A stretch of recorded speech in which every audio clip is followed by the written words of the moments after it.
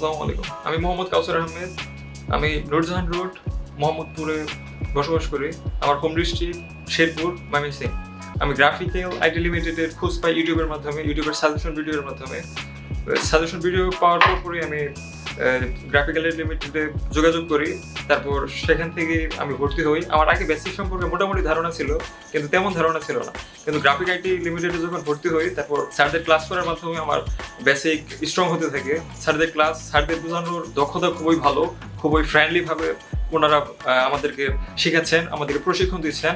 আমরা আশা করি আপনারা যদি গ্রাফিক্যাল আইটি লিমিটেডে ভর্তি হন, তাহলে আপনাদেরও বেসিক খুবই ভালো হবে ইনশাআল্লাহ।